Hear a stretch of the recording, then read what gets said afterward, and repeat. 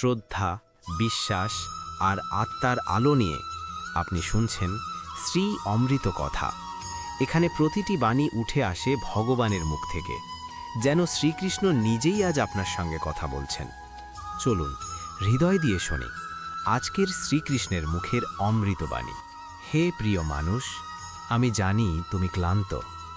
আমি জানি তুমি বহু দিন ধরে লড়াই করছো, কিন্তু কাউকে বলতে পারছো না তোমার ভেতরের কষ্টের কথা। তুমি ভাবো, আমি কি ভুল পথে হাঁটছি? আমার জীবনে এত দুঃখ কেন? আমি কি কখনো শান্তি পাবো না?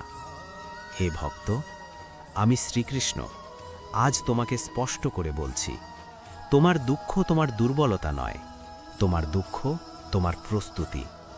যে আত্মা গভীর কষ্টের মধ্যে দিয়ে যায়, সে আত্মাই ঈশ্বরকে সবচেয়ে কাছ থেকে চিনতে পারে।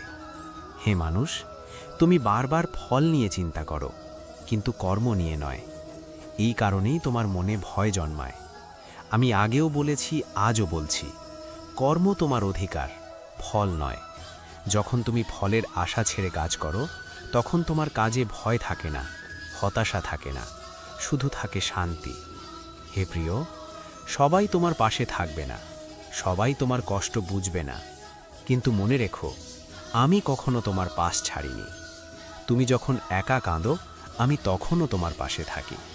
তুমি যখন নীরবে সহ্য করো, আমি তখন তোমার সহনশীলতাকে শক্তিতে রূপ দিই। মানুষ তোমার বাহ্যিক হাসি দেখে, কিন্তু আমি তোমার ভেতরের যুদ্ধ দেখি। হে অর্জুন স্বরূপ মানুষ, ভয় পেও না। যা হারিয়েছ তা তোমার জন্য ছিল না। যা তোমার জন্য লেখা, তা কোনো শক্তিই তোমার কাছ থেকে কেড়ে নিতে পারবে না।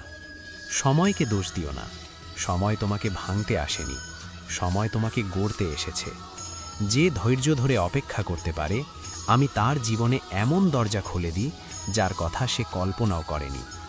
হে মানুষ, সব প্রশ্নের উত্তর এখনই পাবে না, কিন্তু বিশ্বাস রাখো, আমি তোমাকে এমন জায়গায় নিয়ে যাচ্ছি যেখানে তুমি একদিন ফিরে তাকিয়ে বলবে, এই কষ্টগুলো না হলে আমি আজকের আমি হতে পারতাম না। অহংকার ছেড়ে দাও, অভিযোগ ছেড়ে দাও, নিজের কর্মকে আমার চরণে অর্পণ করো। তোমার দায়িত্ব শুধু সততা নিয়ে চলা, বাকিটা আমার উপর ছেড়ে দাও। যে আমাকে মনে রাখে, আমি তার পথ নিজে পরিষ্কার করি। যে আমাকে বিশ্বাস করে, আমি তার জীবনে আলো জ্বালাই। এই ছিল আজকের শ্রীকৃষ্ণের মুখের অমৃত বাণী। যদি এই বাণী আপনার হৃদয়ে সামান্য শান্তিও এনে দেয়, তবে জানবেন শ্রীকৃষ্ণ আজ আপনার সঙ্গেই ছিলেন। আবার দেখা হবে আরেকটি অমৃত বাণী নিয়ে। জয় শ্রীকৃষ্ণ।